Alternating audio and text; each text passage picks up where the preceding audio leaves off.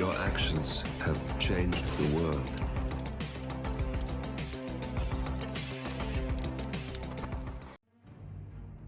Hello, and welcome back to the world of assassination and the Silent Assassin Suit Only series.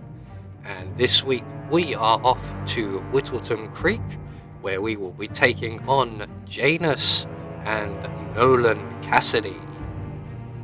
So for today's challenge, we'll be starting at the default location, and we're going to be bringing with us our ever trusty lockpick, a silenced pistol, and a remote pneumatic gas grenade in a briefcase.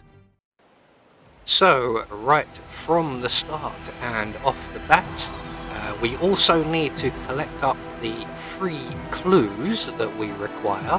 So the first thing we're going to do is make our way to Helen West's house, and we're going to use our ever trusty lockpick to gain ourselves some poison.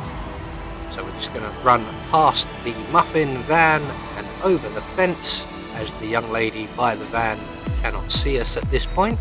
We're going to make our way down into the basement and lockpick our way inside, and just in on our left here we will find a vial of lethal poison. There is also some emetic poison here as well. We don't actually require that at the moment. So while we're down here, we're going to take our gas grenade from the briefcase and return it to the briefcase. And now we have everything we need. So we're going to move on to our first target, and that will be Nolan Cassidy. When we did the Silent Assassin Suit Only run a few years ago now, I believe those videos were done, we made quite a meal of this. Since then, we have acquired new skills, new tools, and new methods to attack our targets. So we're going to make our way around to the Wilson's property, and we're just going to wait right here for Nolan Cassidy to arrive. Now, we could get him anywhere on the streets here, but I'm going to wait until he's outside of the Wilson's property, and that way we know that he's going to be going into an accessible bathroom. Now you'll see we've got his bodyguard as well. That is kind of important in a certain way. We do want to make both of them go to the toilet, and with any luck Nolan Cassidy will go to the upstairs bathroom. This is kind of vital because you can very easily be spotted in the downstairs bathroom.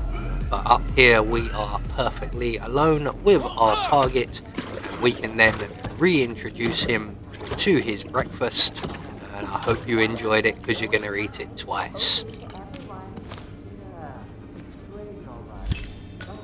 Nolan Cassidy is down. Good work, 47. Janus awaits your attention.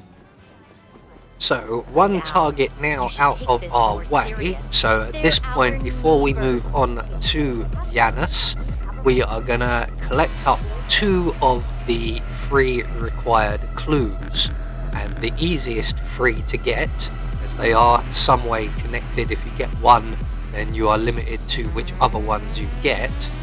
If we grab the case file documents from Mr. James Batty's shed, which is just on our left here, that will then mean we need to get the cigar box, which is just around the corner in the wilderness, and we need to dig that up.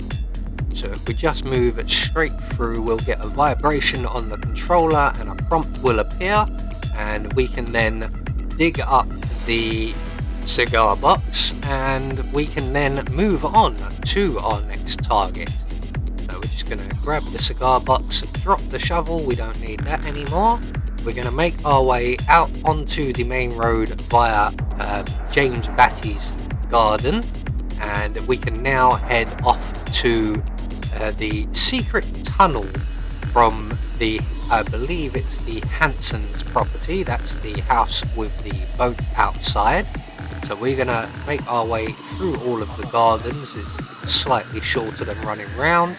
We're going to lockpick our way into the Hanson's basement garage, and then avoiding the postman there, we're going to make our way down into the basement, lockpick our way right through the basement just as Nolan Cassidy has been finally found. And on the other side here, we are going to locate our third and final clue that we need. So we're just going to wait for the guard to stop moving, get in behind him, render him unconscious. We can leave him there if we so wish. I'm going to hide him just behind the desk here. And as you can see, on the desk is a photo. And if we grab that photo, that is all of our clues. So we're going to make our way up to the basement stairs. And as you can see, Janus and his bodyguard Gunther are just in the area. So we are going to wait for them to head upstairs. We're also going to wait for the one guard in the kitchen to move away, and he will go and stand by the garage door, and that will give us enough time to make our way into the kitchen, pour a nice hot cup of tea for Janus, and then add our poison to it. So that is everything we need to do done. When Janus comes back around on his routine, he will spot that cup of tea that we poured for him, and he will drink it and regret it immediately. He's supposed to be ex-KGB. I would be somewhat suspicious of a random cup of tea suddenly appearing in my kitchen, especially as I drink coffee. So all we have to do is to make good our escape. We do have a little bit of time before Janus gets to his cup of tea, so we'll kill a bit of time and read the local newspaper. And eventually down goes Janus. At last the actions of the first constant catch up with him. Death feels like an easy way out for a man like Janus. Still. So, once our ex-KGB enforcer has been dealt a final blow, we can then just casually walk to the bus stop and exit Vermont. So there we go, one more map taken care of, and next up we have the epic task of the Isle of Scale. I have been Anubis, and I will see you all in the next video.